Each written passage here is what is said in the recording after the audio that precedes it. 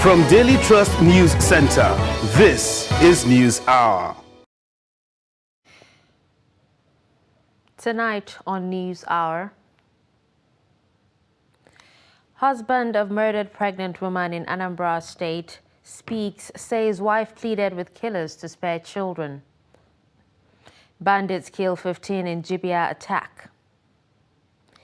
EFCC raids residence of Senator Rocha Sokorocha in Abuja.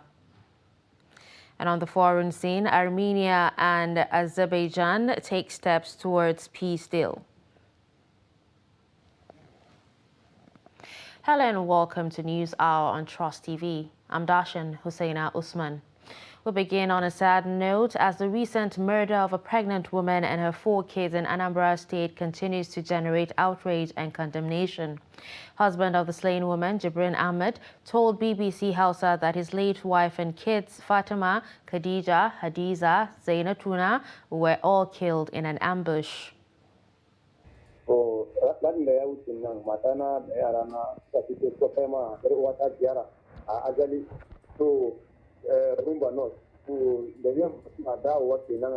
Last week, my wife and her children paid homage to my sister in Orumba North local government. On their way home, while on a commercial motorcycle, they were attacked. All of them were killed. My wife is having a 9-month-old pregnancy.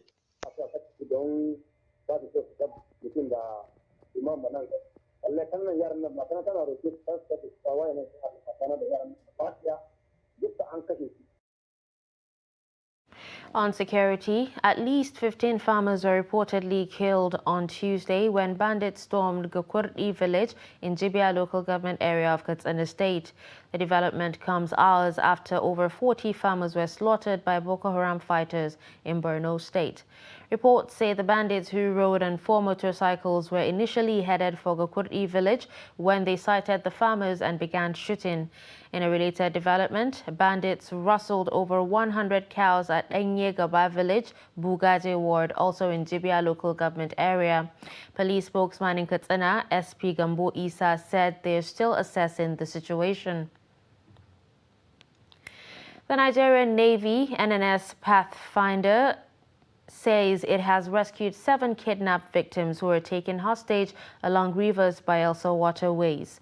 The base commander, NNS Pathfinder in Port Harcourt, Commodore Suleiman Ibrahim, told journalists in Port Harcourt on Tuesday that the abduction of the victims was masterminded by one Victor Paddy. He said that the kidnapped victims were on their way from Bonny to Port Harcourt before they were abducted. Ibrahim noted that troops of the Nigerian Navy deactivated the 2 camps of the mastermind of the abduction, adding that efforts are in top gear to arrest him. The rescued victims will be handed over to their families after a thorough medical examination to ascertain their state of health. In politics, former governor of Zamfara State, Abdulaziz Yari, has promised to work with Governor Bello Muhammad to tackle the security challenges bedeviling the state. He made the promise while playing host to the All Progressives Congress leadership in the state, led by its chairman, Tukur Mfulani, at his country home in Talata Marafa local government area of the state. The former governor believes that the recent reconciliation between 2 factions of the APC in Zamfara State will yield fruitful results for the party in the state.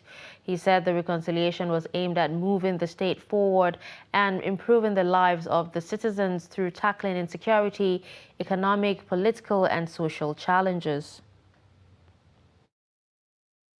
We're getting a very robust progress from our people. Our response excellent, and it's our hope that by God's grace, this reconciliation, inshallah, will yield an excellent result. We have done so many things within last 10 days, and we met with many people and many groups, ranging from the stakeholders, from world stakeholders, local government, state, and the different direction of people. And the interaction is giving us encouragement, which we are going to continue to end until the voting day, inshallah. We will not relent our efforts. We will continue, inshallah, and by God's grace, we will, at the end of the day, we will get results to our study, inshallah. The system is in place, and by God's grace, we put our head together to see that by God's grace, more especially the security we have done, we are going to do more and more and more to see that we at least get to take it to a level that maybe each and every farmer can go back to farm and community can go back to their residents. By God's grace, we are praying, and we believe Almighty God will give us the support to get this to true. Thank you very much. A former Minister of Youth and Sports Development, Bolaji Abdullahi, has emerged as the senatorial candidate of the People's Democratic Party for Kwara Central. Abdullahi, who is also a former National Publicity Secretary of the All Progressives Congress, emerged through consensus during the party's primary election in Ilorin. The report. A former Senator, Rafiu Ibrahim, also emerged as the PDP consensus candidate for Kwara South. He was affirmed by the delegates as the consensus candidate. In Kwara North, it was a keen contest between a former Commissioner for Local Government and Chieftaincy Affairs, Isa Bawa, and a former Commissioner for Special Duties, Aisha Ahman Pategi. Isa Bawa eventually defeated Ahman Pategi to clinch the PDP senatorial ticket for Kwara North. Addressing journalists after his emergence, the Kwara Central senatorial candidate, Bolaji Abdullahi, said emerging through a consensus is democratic as the process does not allow imposition. Then the party said, then go ahead and conduct primaries. And you could see what happened. Competitive primaries elections were conducted in the two House of Representative constituencies yesterday in PDP, and winners emerged. So it is not as if we shut down the space for competitive selection process. So I think the situation you describe happens where there is no such agreement on everyone pulling in the same direction. And I also think a corollary to that, which we will all object to, is what we call imposition, where candidates are imposed on the parties or on the constituencies, and the majority of the people don't want this person. By for whatever reason, if leadership of the party now imposes a candidate against the will of the people, then that is undemocratic. Governorship aspirant under the People's Democratic Party in Kaduna State, Senator Yusuf Datti Baba Ahmed, has pulled out of the governorship primaries less than 24 hours to the election. The PDP primaries, which is scheduled for Wednesday, has 6 aspirants, including former governor of the state, Ramalan Yero, and former member of the House of Representatives, Isa Asharu. The report.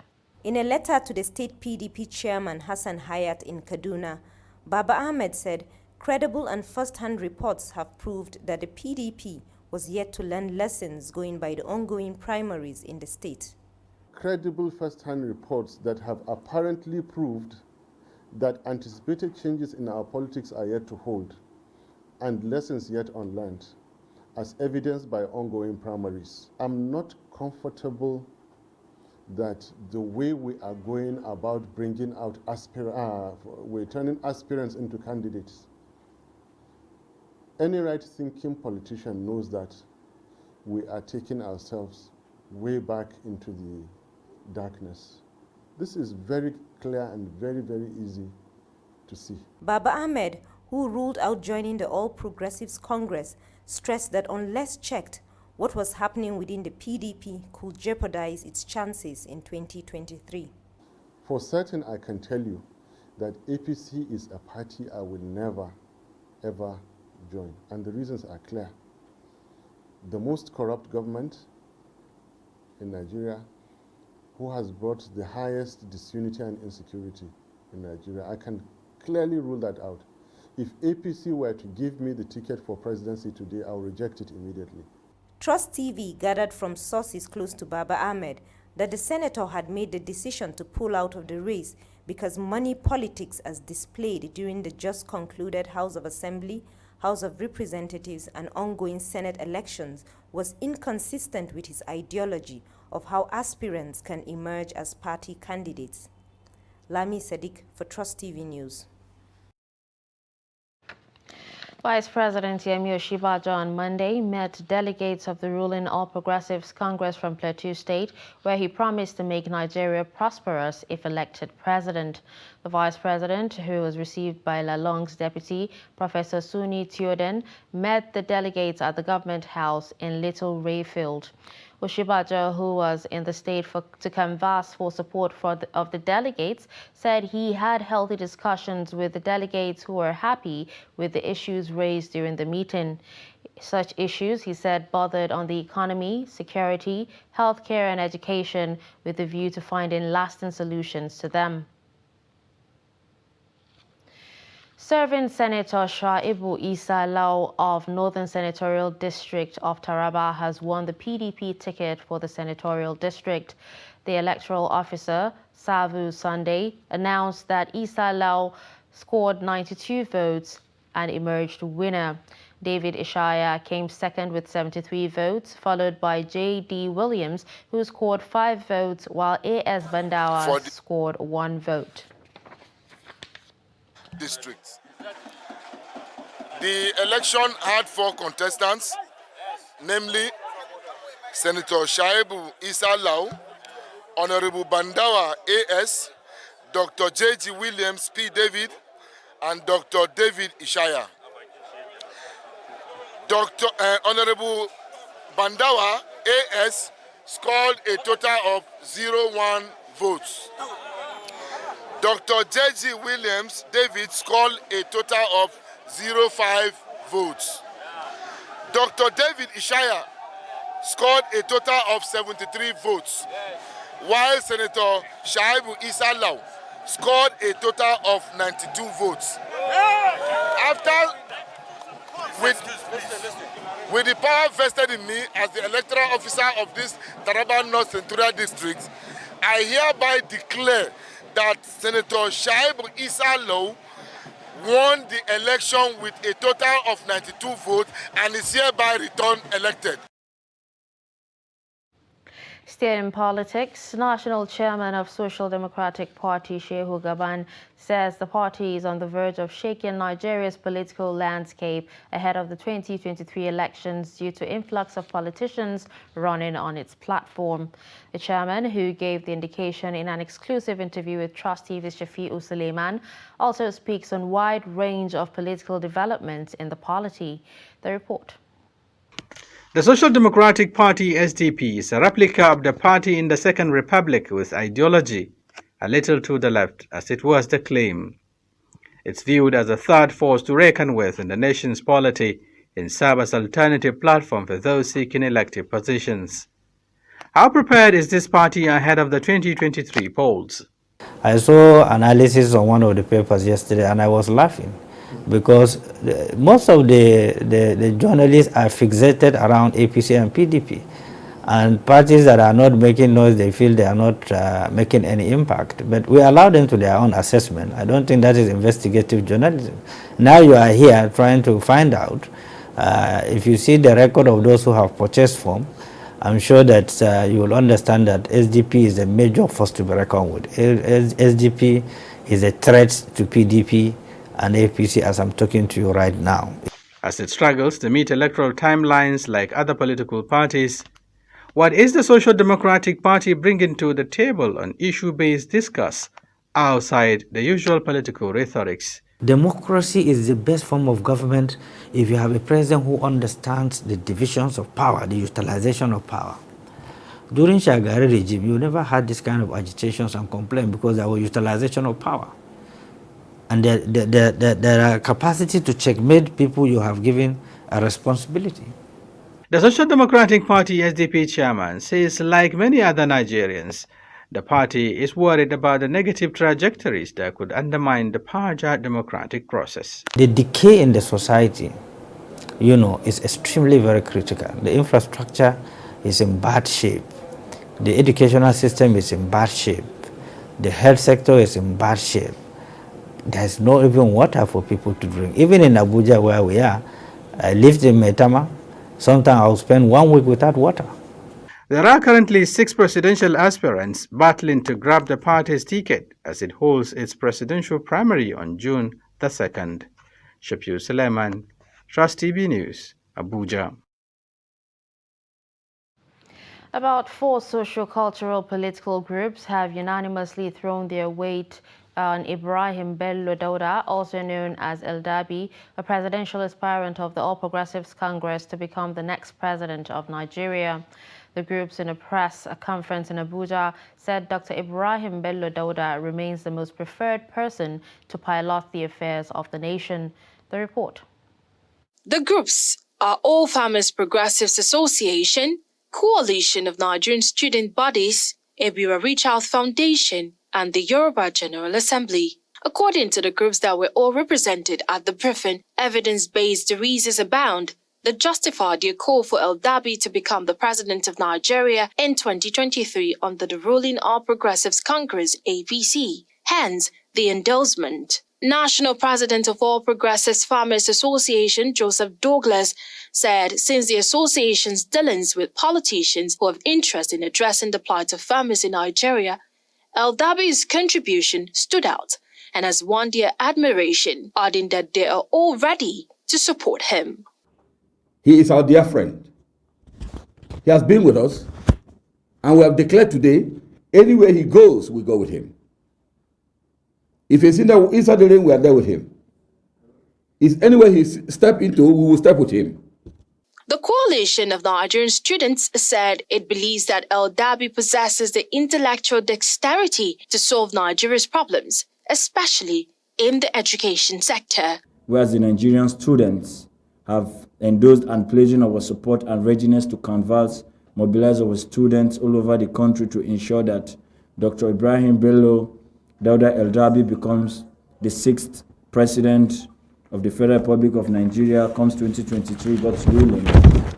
On their part, the Yoruba General Assembly said Nigerians are about to witness a new era if Dr. Ibrahim Bello Dauda becomes president. Nigerians are about to witness the rebirth of a new nation, Nigeria, through the most vibrant, eloquent, astute politician par excellence, and one of the youngest aspirants to Nigeria's presidency on the platform of the ruling All Progressive Congress, APC. A social political pressure group, the Ebira Richard Foundation, affirmed their commitment and support to enable Eldabi become president in 2023. Eldabi campaign motto tagged Nigeria First, which is anchored on the principle of justice, fairness, equity, honesty, detribalizing and transformational leadership, endears us to him. Though one of us is equally contesting, but we found Dr. Ibrahim Bello Dauda quite competent, and we have chosen to go with him. Martia Umar, Trust TV News, Abuja. The 2023 political season is in full swing and politicians are using every trick in the book to get votes of Nigerians. Chamunda Bang speaks to politician and political analyst Kule Lawal on the use of slogans and its impact during campaigns. The report. Slogans have, over the years, been a major tool during political campaigns. The slogan often highlights the agenda or stance of the politician. However, is it the truth or just another tactic? I would say some of those slogans are not there to actually change voters' minds. The kind of slogans I've seen, which I kind of find funny, are things that actually are trying to mock another aspirant or try to show that they're different from the norm in a more, I wouldn't say democratic competition, but more in a, sometimes a party stance or I'm better than him. And you know, these messages do not actually intrigue voters. I think it's more of an ego rush between two chickens. Sing-song slogans are often chanted in rallies by excited Nigerians, but do they actually believe what they chant? And most importantly, how much does the slogan play in influencing the decision of the voters? A presidential candidate has the unifier. Somebody has follow President Wesabi. What does those mean? Does that really intrigue you as part of the electorate? I don't know, maybe my standards are high. I think the only one we've seen that kind of makes sense a bit is We Move, and the problem with that is we move to where? And that's a question nobody asks. Whatever the slogan is, at the end of the day, what is often remembered is how much the politician or party adhered to the promises inferred by the slogans. Nigerians, for instance, voted for change in 2015, and what type of change has been delivered still remains a subject of debate in the polity. Chamun Dabeng, Trust TV News, Abuja. Politics of godfatherism is very popular in the Nigerian political system. Godfatherism is used to describe a situation where a senior politician mentors and installs a mentee to run for a political position while being answerable to the mentor, otherwise known as godfather.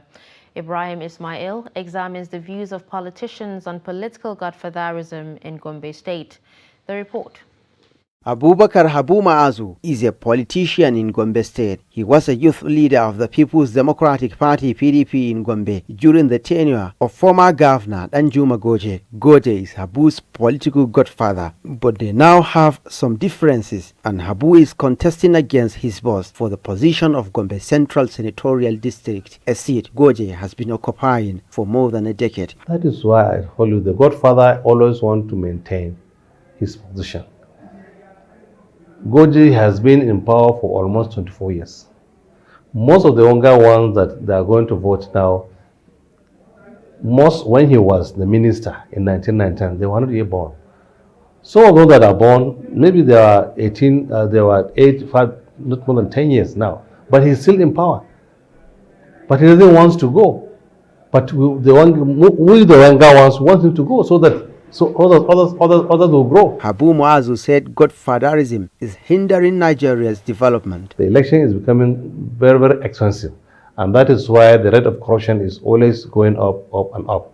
And the younger ones may not have the opportunity to serve their country because they don't have money. But if all the youth of Nigeria can come together and vote out those that are promoting this kind of things, godfatherism, the country will move forward and Nigeria will become a very great country in the world. Abdullahi Amtai is a former candidate of the People's Democratic Party (PDP) in the 2020 Gombe Local Council election and former media aide to ex-governor Ibrahim Dankombo. He supports political godfatherism in some instances, contrary to Habu Muazu. Like our leader now, the former governor Ibrahim Dankombo, immediately I graduated from university, he appointed me as his principal aide.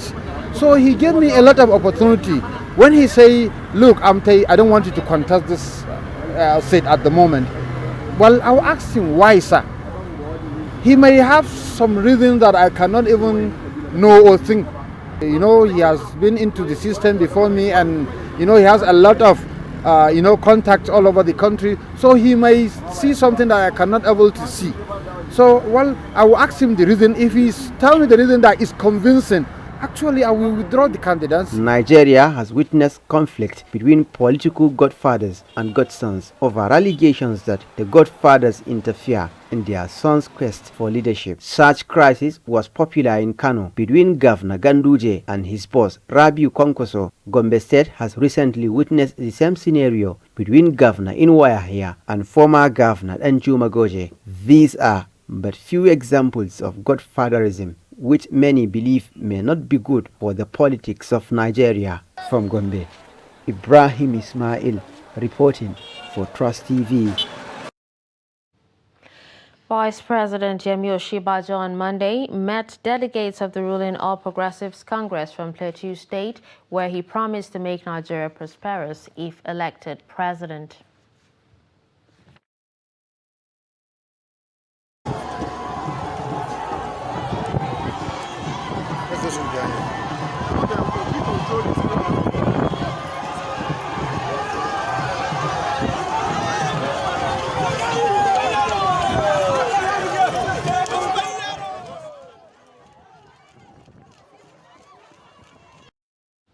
You're watching News Hour on Trust TV.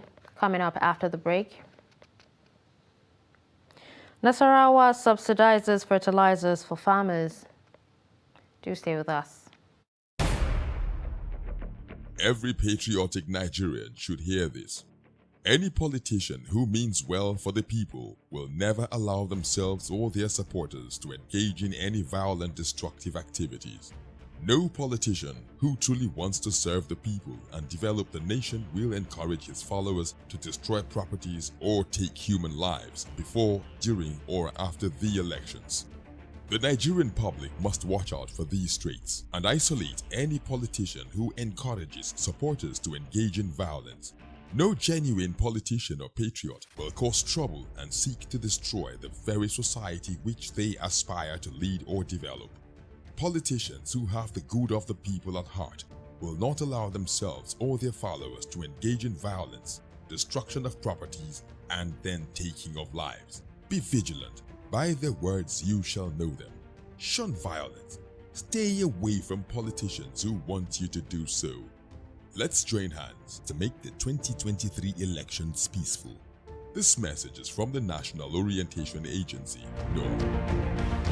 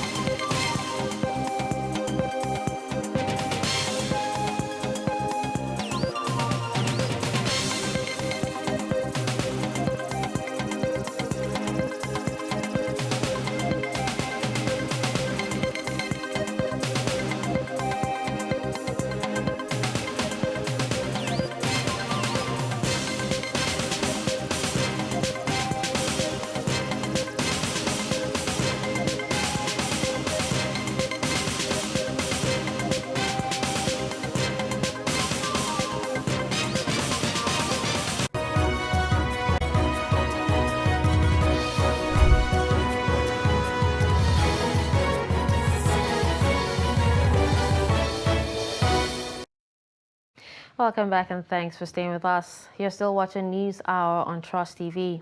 A look at our top stories. You heard that husband of murdered pregnant woman in Anambra State says wife pleaded with killers to spare children. We also told you that bandits kill 15 in Jibia attack. Moving on to more news, security operatives attached to the Economic and Financial Crimes Commission have arrested a former governor of Imo State, Rochas Okorocha. Several gunshots and tear gas canisters were fired to disperse angry supporters of the lawmaker before he was finally arrested. The operatives who had earlier surrounded his premises vowed not to leave until he was arrested. Reacting to the siege, the EFCC, in a statement by its spokesman, Wilson Wajaren, said the move followed the alleged refusal of the former governor to honor several invitations extended to him after jumping the administrative bail earlier granted to him by the commission. Wajaren recalled that the EFCC had on January 24, 2022, filed a 17-count charge bordering on diversion of public funds and properties to the tune of 2.9 billion naira against Okorocha.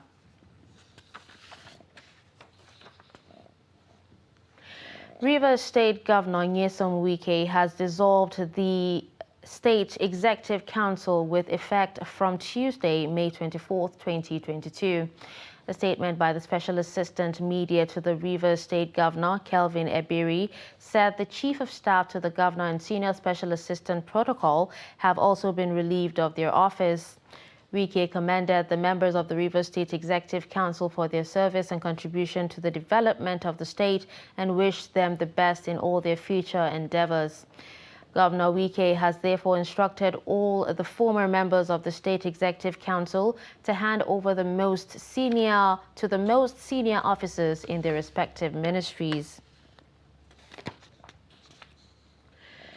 2 persons were burnt beyond recognition at Odumodu Umunya along Onitsha Expressway in Anambra State.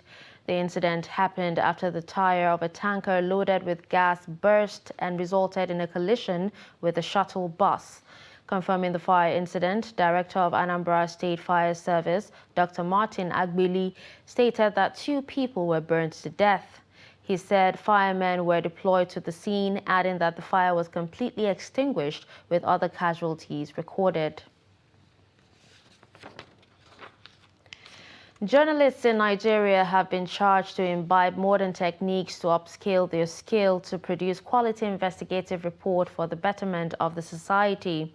This was a thrust of a 3-day training on broadcast investigation for journalists drawn from various media organizations in the country. The training is organized by Daily Trust Foundation with the support of MacArthur Foundation. Trust TV's Hamid Oyebade files the report. The media, as the watchdog of the society, is saddled with the task of informing, educating, entertaining, and mobilizing the people. It is also entrusted with the responsibility of exposing corruption and vices in the society. To perform their role effectively, journalists require regular training and retraining. Speaking at a 3-day broadcast investigation training organized by Daily Trust Foundation with the support of MacArthur Foundation, the acting chief executive officer of Daily Trust, Nura Daura, urged journalists to go beyond ordinary reporting and painstakingly carry out investigation that will stand them out. Everybody can go on social media and post anything that can be called a news, either the correct news or the fake news. But when it comes to investigative journalism, it's something that work has to be done. The Chief Executive Officer of Trust TV, Ibrahim Shehu, charged journalists to be brave and meticulous in telling the right story through evidence-based investigative reporting with good audio and clear images. Basically, I want to urge the participants to pay attention because journalism is something that you need to tell people what is new. Investigation also try to tell people what people are trying to hide. So there's a lot of risks attached to it, but also people have to be brave and also have to be meticulous and also have to research enough to tell the right stories. The director, Daily Trust Foundation, Theophilus Abba, said the training was aimed at building the capacity of Nigerian journalists to carry out compelling broadcast investigative reporting. A lot of journalists can write fantastic investigative stories, but bringing the kind of visuals that will bring the impact of the investigation, clear, is lacking in Nigeria. And that's why we are doing this kind of training, so that journalists will know how to do proper video recording, how to do proper audio, proper visuals that can complement whatever investigation they have done. United Nations Children Education Fund says it will scale up its education support in conflict-affected communities in Borno State to ensure that children, especially girls, have access to education. UNICEF Education Manager Paola Ripamonti, who disclosed this, said its intervention project has also supported over 20,000 out-of-school youths with vocational skills. The report. According to UNICEF, the EduTrack System and Psychosocial Support Project, which wraps this month, has provided 102,859 children access to inclusive, equitable and quality education in safe and learning environments during the peak of insurgency in the state. UNICEF Education Manager Paola Ripamonti said it also supported 29,985 out-of-school youth and adolescents with vocational skills, reconstructed and rehabilitated 30 schools, 58 temporary learning sheds to support over 300,000 children, and also established 28 training centers across 6 local government areas. The project has also facilitated the mainstreaming of psychosocial support to children through the formal education with a community-based structure. A total of 1,500 teachers, of which 51% female, working in learning facility and child-friendly spaces, including in IDP camp. Mainstreaming psychosocial support in education enhances academic learning and help conflict-affected children develop coping skills in the face of adversity. Even during the insurgency, we know we have lost almost close to 600 teachers killed by insurgents in respective schools across the state. I was expecting at least one of the organizations to come in and support this category of children or widows that were left by our teachers. As we all know, the program has come to an end, but please and please, we are pleading for our donors to look back, think, rethink, and revisit these things so that our youths shouldn't be left just like this. They need to be given a startup kit. Maybe we can collaborate together. The EduTrack tool is one among other interventions by UNICEF, the European Union's support to response, recovery and resilience project to increase the resilience of communities and expand education opportunities and safe spaces. At least 20,700 bags of NPK fertilizers are to be sold to farmers at a subsidized rate of 10,000 naira each in Nasarawa State. Governor Abdullahi Sule of the state stated this while inaugurating sale of the product to farmers for 2022 farming season in Lafia. Abubakar Abdullahi sent this report as presented from our studio. The report. Speaking at the inauguration, Governor Abdullahi Sule said that the state government purchased each bag at 17,000 naira and subsidized the price to enable many farmers afford it. In the market, you are now buying at 17,000. We have bought ours close to that. But since my father, the Emir of Lafia, is also a farmer, we will sell it to you at 10,000 naira. I therefore charge the beneficiaries to ensure judicious use of the commodity to increase your yields. Distinguished ladies and gentlemen, it is pertinent to state that this administration remains resolute in its determination to ensure that agricultural potentials of the state are fully harnessed for the overall benefit of our people. While explaining that the state is endowed with fertile land and good climatic condition suitable for the production of arable crops for both domestic and foreign consumption, Governor Sule also vowed to deal with anyone involved in profiteering of diversion of the fertilizer. Let me categorically warn that those handling the fertilizer sales will be held responsible for any anomaly in the distribution in their respective domain. Coordinators at various levels are to ensure remittances of sales to the designated bank account, as any misappropriation will be meted with appropriate sanction. Governor Sule further called on members of the public, especially farmers, to report any abnormality that may arise in the process selling the government fertilizer. Responding on behalf of farmers, State Chairman of All Farmers Association of Nigeria, Samuel Meshi, expressed gratitude to the governor for his developmental strides, particularly in the agricultural sector. The AFN chairman, however, said farmers have challenges ranging from insecurity and lack of tractors for mechanized farming. It is our plea that for the sake of farmers and all of us, that security should be beefed up so that farmers can go to their farms, plant their crops, harvest them as at when due for the benefit of all of us. The other problem is that of farm power, farm tractors. In Nasarawa State, the farmers are faced with lack of farm power to help them cultivate their farms. He appealed to the governor to further reduce the price of the fertilizer and offer tractors on loan to farmers in the state.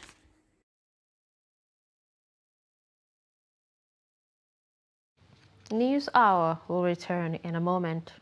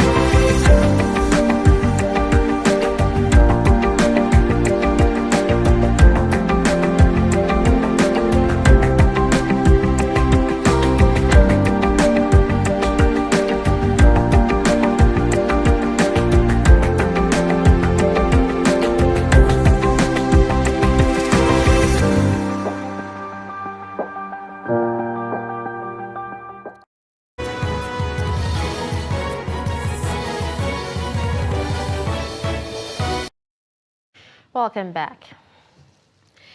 Bida has become one of the best selected cities in the world by the UNESCO Creative Cities Network. The Etsu Nupe Yahaya Abubakar disclosed this Monday in Abuja at a two-day national workshop on the implementation of UNESCO 1954 Convention on the Protection of Cultural Property in the event of armed conflicts. The resource person, Nath Adediran, urged the federal government to allocate a statutory budget for the preservation, protection and security of cultural property in the event of armed conflicts. Also, the Permanent Secretary, Ministry of Information and Culture, Ifeoma Anya-Utaku, said that the national workshop is to produce the strategic plan for the protection of cultural property in the event of armed conflicts. Recently, Bida City became the first city in Nigeria to be accepted as a member of UNESCO Creative Cities Network, UCCN, and designated as a city of crafts and folk art. This was as a result of the protection of the Bida city's cultural properties, which have survived several armed conflicts dating back to the 11th century to date. The city traditional institution was able to maintain its respect of cultural properties by not exposing it to destruction or damage in the event of armed conflicts, hostility, and by safeguarding it from theft, vandalism, and prohibiting the cultural properties from any act of endangerment. This was made possible by exploring traditional measures such as protection by traditional security system, community networking, knowledge and skills transfer, local learning and practices, storages, festivals, and creativity. In the event of the discovery, the ancient technique of 1,000 years ago of seamless glass bracelets technology was put on exhibition recently in France. This was made possible by Bida Traditional Institution, domestic protection system of cultural property in the events of armed conflicts. It is to maintain our identity. It is to showcase and project our identity as people of various tribes in Nigeria, and as unique as Nigeria is, because that's a defining thing for Nigeria, that there must be something to protect and preserve our Nigerianness. We may be diverse, we may be many, multilingual and all that, but the only way we can showcase to the world is the preservation of our culture. And not only its preservation as such, we must use them.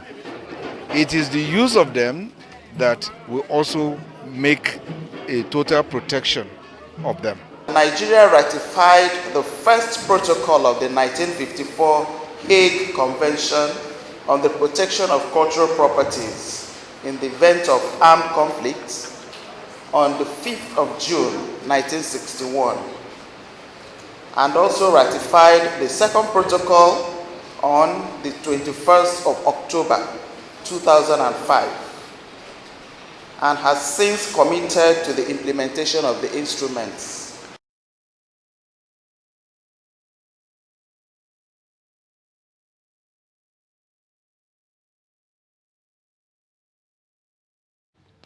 In business, President Muhammadu Buhari has urged executives of banking institutions in West Africa to forge a closer collaboration to tackle the economic challenges confronting the sub-region. The president made the call Tuesday while receiving a delegation from the West African Bankers Association, led by its president, Thierno Seydou Nourou. President Buhari said the sub-region must find a common understanding and ground to address low access to financial services and recovery from the post-COVID-19 pandemic. In his remark, the WABA president hailed the lead role Nigeria played in the African economy and said President Buhari's leadership was well appreciated.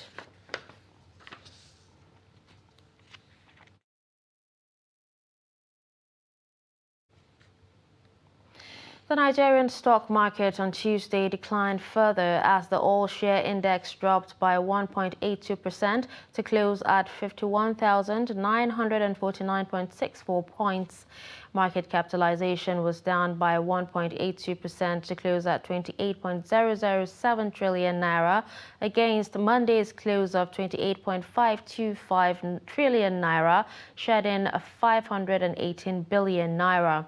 The aggregate volume and value of traded stocks closed at 720 million units and 8.867 billion naira in 6,096 deals. Market breadth closed negative as 17 stocks gained while 39 stocks lost. We'll now join Chamun Dabeng for more business news.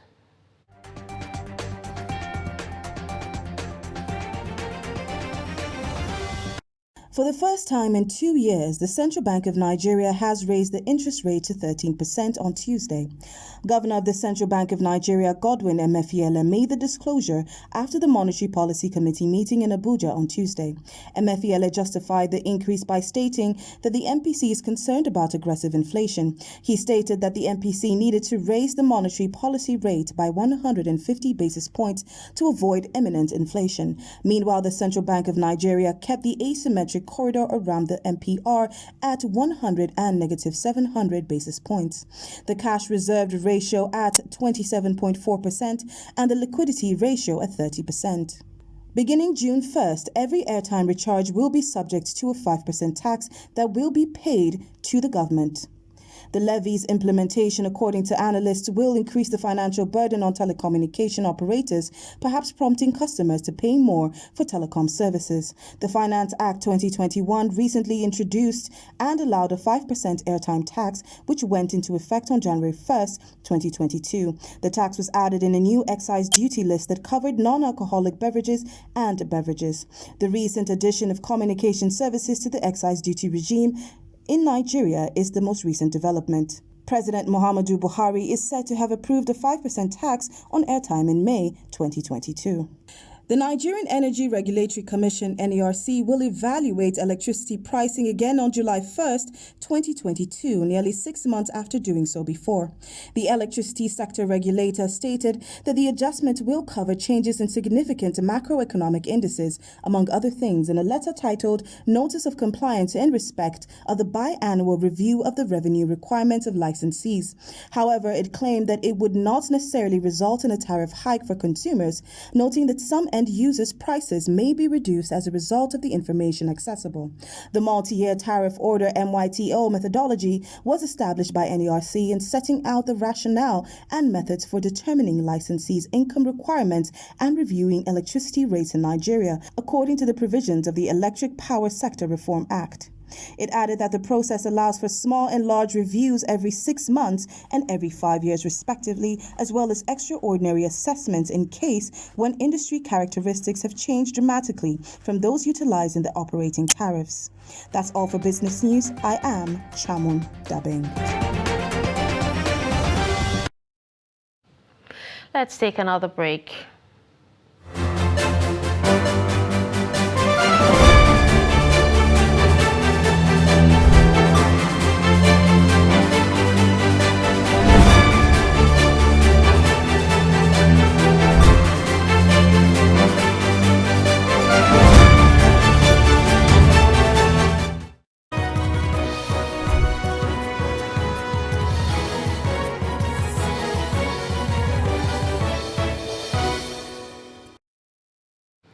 Welcome back to News Hour.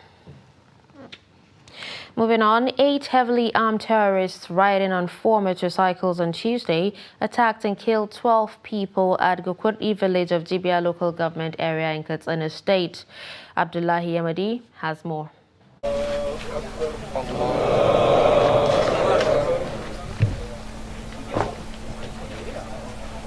Gokuri village is just a stone throw to Magama, a border town in Jibia local government whose inhabitants are mostly traders and farmers. The village has been deserted as women and children have fled to Niger Republic, Katsina and Jibia town for safety. People of Gokuri village say their problem was triggered by the terrorists acquiring intelligence that they were acquiring weapons to protect themselves from incessant attacks of bandits and their collaborators. The Katsina State Commissioner of Police, Idris Dauda Dabam, while commiserating with the families of the deceased and people of the village, gave assurances that the command would do everything possible to avert reoccurrence of the ugly incident. The police team and the military team came here to assess the situation and to know the way forward.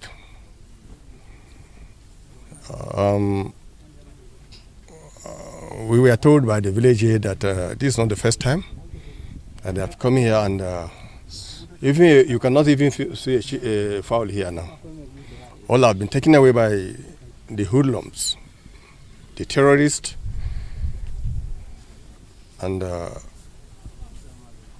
today they came and killed 12 people, bombed some houses. The chairman, Jibia local government, Bashir Maitan, who led the police to the village, has promised to provide support and other logistics for security personnel to carry out their work with ease.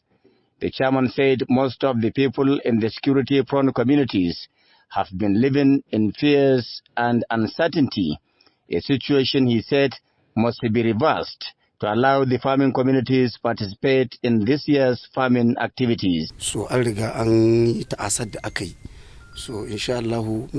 people were killed. We consider this as a destiny from God. They did not harm anybody, but they were attacked and killed. May their souls rest in peace. Amen. The villagers, while commending the state government, the CP and the GBA local government chairman, called for the deployment of more security personnel to the area for peace to reign. The terrorists have already made us poor. They have rustled all our domestic animals. We don't have anything now. Even if you want to flee this community to a more passive, safer place, we have nothing to start with, and we are poor. With this situation, we are really living a miserable life full of uncertainty. We are not sure when and where the terrorists will strike again. Communities of Jibia local government have consistently been coming under attacks for the last 6 years, which has devastated the economy of the people, who are mostly traders and farmers. Abdullahi Ismail, Closed Television News, Katsina. Away from Nigeria, Armenia and Azerbaijan have announced the joint establishment of a border commission. Observers believe this is a potential step towards ending a dispute over the ethnic Armenian enclave of Nagorno-Karabakh that has festered for 30 years. Azerbaijan's President Ilham Aliyev on Monday posted a decree on his website creating a border delimitation commission under Vice Premier Shahin Mustafayev. Armenia's Commission on Border Delimitation and Security will be headed by Deputy Prime Minister Mer Grigorian. The leaders of both countries had agreed in Brussels on Sunday to work on a peace plan despite a wave of protests in the Armenian capital Yerevan, fueled by opposition claims that Prime Minister Nikol Pashinyan is giving too much away. 2 pilots have died after their fighter jet crashed during a training run in Iran's Asfahan province. State media confirmed on Tuesday that an F-7 aircraft crashed in Anarak, approximately 200 kilometers east of the city in Asfahan, killing both pilots. The aircraft, which belonged to the army, went down at about 8:10 a.m. local time. In February, an F-5 fighter jet belonging to the Iranian army crashed in an urban area of Tabriz, killing both pilots and a civilian on ground. Many of the jets employed by the Iranian army dates back to before the 1979 Islamic Revolution. The Middle East country is unable to buy spare parts and has to maintain the planes itself due to sanctions and embargoes. And in sports, West Ham United defender Kurt Zuma has pleaded guilty to kicking and slapping his pet cat in a video that also showed him saying, "I swear I'll kill it." The 27-year-old admitted 2 offences under the Animal Welfare Act at a hearing in Thames Magistrates Court. Zuma's brother, Johan, who plays for Dagenham and Redbridge, admitted 1 offence after an RSPCA investigation. Johan filmed the incident, which was posted on social media. Sentencing has been adjourned to 1st June. Let's now join Adeni Ajishafe for more sports news.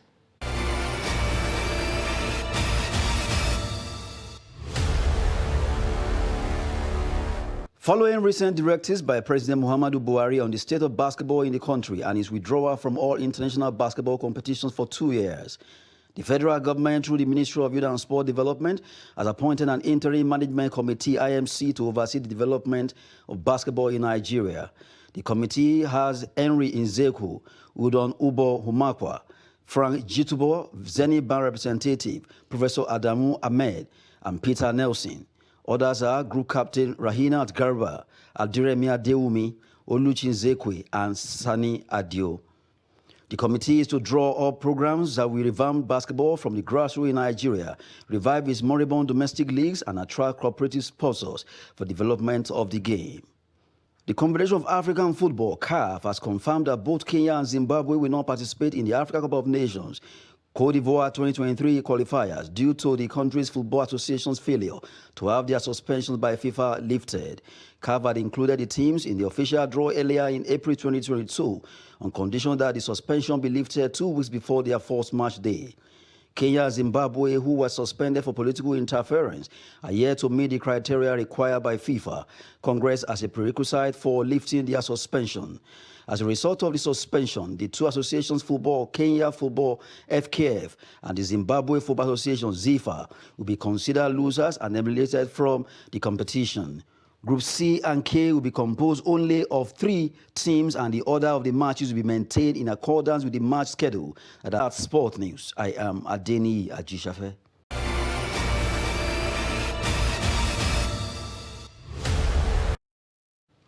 And with that, we've come to the end of News Hour on Trust TV. Don't forget to follow us across all our social media platforms. I'm Darshan Husseina Usman. Thanks for watching.